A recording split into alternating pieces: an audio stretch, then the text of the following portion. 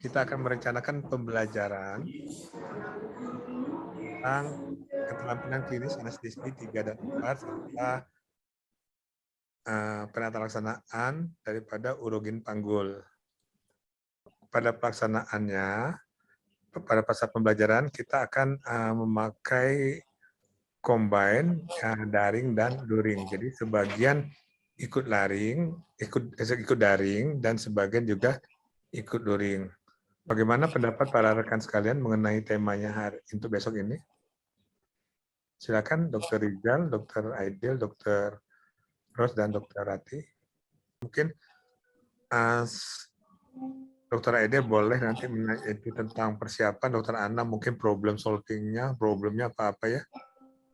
Dr. Rizal mengenai anestesi nanti, tapi sebelum Dr. Rizal mungkin Dr. Rati dulu. Baik, Dok. Ini. Tapi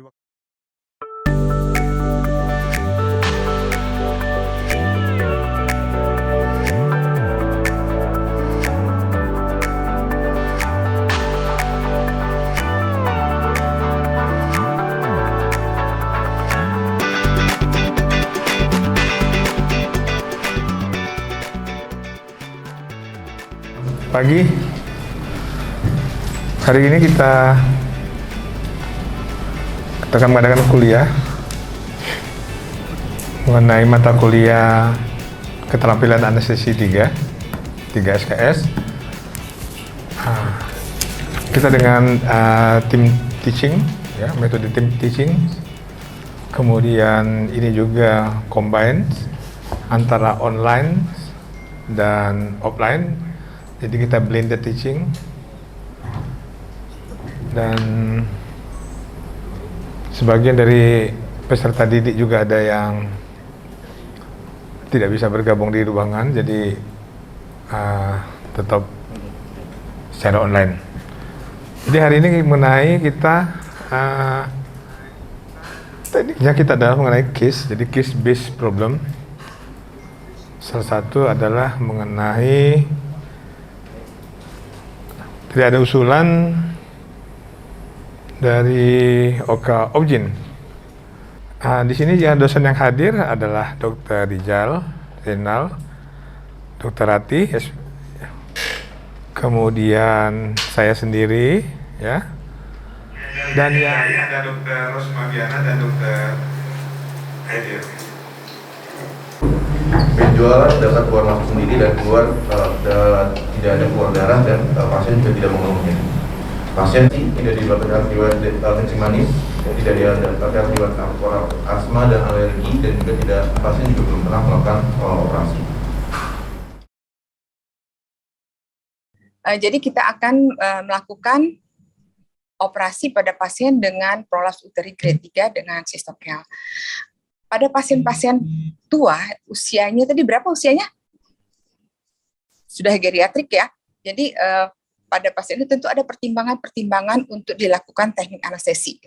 Pada teknik anestesi ini mungkin yang harus menjadi pertimbangan adalah fungsi patofisiologi daripada tubuhnya sendiri pada orang tua, yaitu mulai dari fungsi daripada SSP-nya sudah menurun, fungsi daripada parunya, fungsi daripada hepar, ginjal, dan jaringan tubuhnya, sehingga kita memerlukan teknik operasi yang tidak membahayakan pasien atau memberikan dampak yang paling sedikit. Assalamualaikum warahmatullahi wabarakatuh. Saya mencoba untuk prolaps organ panggul. Karena ini hanya gambaran sekilas saja untuk mengetahui apa sih sebenarnya prolaps organ panggul. Definisinya adalah turunnya atau menonjolnya organ pelvik yang harusnya berada di pelvis, tetapi dia berada di liang vagina, bahkan keluar ke introitus vagina.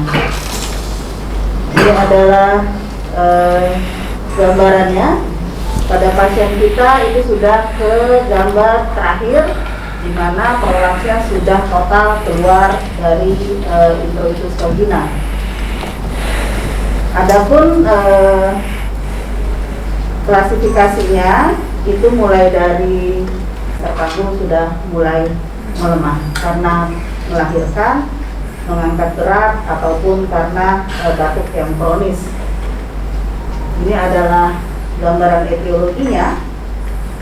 Jadi etiologinya itu adalah yang paling utama melahirkan per vagina, usia menopause, kemudian obesitas, tekanan intraabdomen yang meningkat, kemudian bawaan, ras, dan Oke, tadi udah tambahan, berarti udah cukup tambahan. Sekarang sebelum kita melakukan rencana tindakan anestesi, kita harus tahu dulu problem pada pasien ini. Oke, kita silakan kalau ada dari para peserta didik, kira-kira aktual problem pada pasien ini apa? Akan dilakukan dari spinal anestesi Spinal. pada pasien geriatrik. Lalu yang ketiga dari posisi intraoperatif, pasien akan dilakukan dengan posisi litotomi. Oke, sebenarnya kurang satu tambahan. Tadi disebutkan dokter Rati adalah hipertensi stage 2. Jadi pasiennya geriatrik, problemnya aktualnya hipertensi grade 2, dilakukan spinal anestesi dan posisi litotomi. Oke. Adanya aktual problem, maka kemudian ada lagi potensial problem pada pasien ini. Kira-kira apa saja? Ada yang bisa menjawab sebelum saya berikan? Ya. Di mana akan mempengaruhi posisi kita saat memposisikan pasien saat akan dapat tindakan spinal anestesi. Oke, satu, perubahan posisi akan menyebabkan perubahan daripada hemodinamik. Kedua, apa lagi?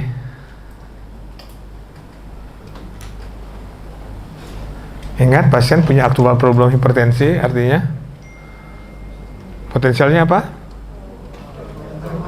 Kalau cluster fenomena akan terjadi ketika hipertensi. Apa yang terjadi? Kalau cluster fenomena. Roster fenomena. Jadi bisa tekanan darahnya naik turun, ya. Oke, dua. Ketiga,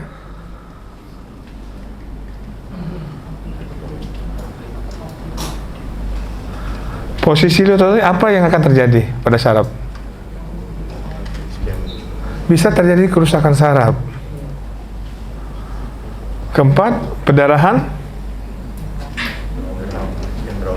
Ya, bisa terjadi suatu pendarahan yang harus dipikirkan. Jadi ada hal-hal tersebut yang kita perhatikan sebelum kita memutuskan tindakan anestesinya. Tadi anestesinya dengan apa? Spinal anestesi. Oke. Silakan Dokter Aidil membahas dengan untuk tindakan anestesinya, Dokter Aidil. Kain ya, hiperbarik 0,5%, dosisnya bisa 15 mg, ditambah dengan adjuvan ya, fentanyl 25 mikrogram. Saya kira dengan prosedur yang akan direncanakan oleh Dokter Rati itu cukup untuk mengcover durasi pembedahan kira-kira 1 sampai 1,5 jam ya. Kemudian yang harus diperhatikan juga selama intraoperasi ya, hemodinamik ya, pasien tua ya, cegah hipotermi ya, suhu kamar operasi diatur, kemudian mungkin dikasih matras penghangat untuk di meja operasi. Kemudian dengan adanya komorbid hipertensi dijaga juga MAP-nya jangan sampai turun terlalu rendah ataupun naik ya terlalu tinggi, dan juga dimonitoring untuk blood loss-nya ya, perdarahan. Pasien saya lihat datanya HB-nya tadi 12 ya, ya mepet-mepet anemia, mungkin ada persiapan darah dan benar-benar di materi dan menjelaskan tindakan yang akan dilakukan. Jadi pertama seperti dibahas di awal tadi bahwa pasien ini geriatri, kemudian waktu darinya grade 3. Nah, tadi saya menanyakan Dokter Rati, ternyata pasiennya bisa duduk. Pertama itu, kemudian tindakan histerektomi ini kan ada yang trans abdominal ya. Saya juga menanyakan kira-kira komplikasi atau tindakan operasinya itu lebih kompleks yang mana gitu. Ada tambahan satu mungkin ya, jadi geriatri itu anatominya sudah berbeda sehingga ruang subarachnoidnya ya kemungkinan akan lebih sempit daripada usia dewasa atau dewasa normal, dewasa muda maksudnya. Sehingga kita pertimbangkan juga dosis obat, ya dosis obatnya cenderung lebih sedikit daripada dewasa muda. Sama kalau kita misalnya melihat fisiologi ibu hamil, karena tekanan intraabdomen yang meningkat, kemudian terjadi penyempitan secara relatif dari ruang subarachnoid tersebut, sehingga penggunaan obat anestesi lokal yang berada di ruang intrathecal tersebut lebih sedikit. Berapa banyak dan sedikitnya mungkin bervariasi, paling sekitar 20% dari dosis yang biasa kita berikan.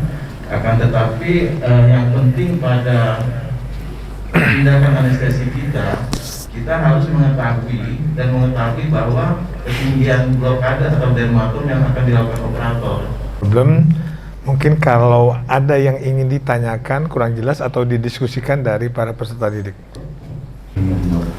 Kalau seandainya untuk tindakan anestesi ini dengan teknik spinal, untuk kecepatannya itu apakah ada geriatri dan non geriatri itu kita bedakan, ataukah kita perlambat atau bagaimana? Mungkin penjelasan itu.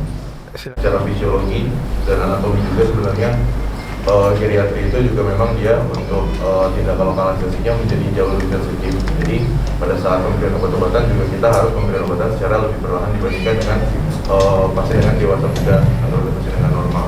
Jadi sehingga obat-obatan yang diberikan. Oke. Dokter Aidil gimana tanggapan terhadap pertanyaan tadi dan jawaban? Iya. Mungkin setelah ini ada, kan tidak hanya teknik ini saja yang kita berikan kepada peserta didik, bisa juga nanti dengan IT, integral teaching, ataupun pemberian tugas berupa journal reading, artikel review, dan case report. Mengenai kuliah tadi, kita minta masukan dari para pengampu. Kami persilakan kepada Dr. Ros Meviana dulu. Tapi menurut saya mungkin yang harus kita perbaiki lagi adalah untuk perkuliahan mungkin dari anestesi itu harus menampilkan seperti dokter ini tadi, terapi tadi, slide aja itu. Ya, oke. Dari Dr. Aidil. Persiapan, kemudian obat-obat apa yang akan digunakan, dan juga sampai nanti di ruang perawatan pasca operasi juga dibahas mengenai rencana perawatannya, dok. Baik. Ya. Dr. Rizal. Nanti dan kemudian obat-obatan atau modalitas apa yang akan kita berikan sesudah operasi, dan memang gambaran itu jadi lebih jelas sesudah narasumber yang mempunyai pasien ini menjelaskan kira-kira tadi tindakan yang akan dilakukan seperti apa. Mungkin itu saja dari saya. Terima kasih. Kita akhiri. Jadi evaluasi ini jadi dengan kesimpulan bahwa ini sebenarnya cukup baik. Ada hal-hal yang perlu diperbaiki lagi dalam pelaksanaan daripada case based problem ini. Dan kalau saya lihat dari sistemnya sudah bagus, kita blended system antara yang daring dan luring, baik peserta didik maupun dosen pengampu. Itu saja, terima kasih atas kehadirannya untuk rapat evaluasi ini. Kita tutup. Wabillahi taufiq wal hidayah. Wassalamualaikum warahmatullahi wabarakatuh. Ini kita ambil dari lumbar 45, kemudian kita sejajarkan sini, kemudian kita turunkan sini. Ibu posisinya menunduk ya, oke?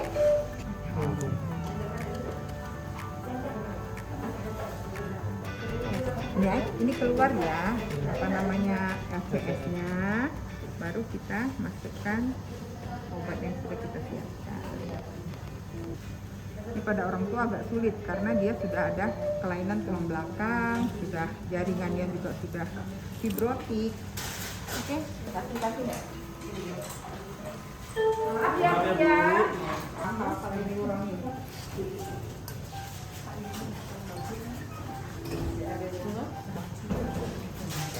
Berkena. Dari enak dia ya, kelas ya, oksigen dari kemudian kelas sambil seorang ngajar kan yuk. Ya.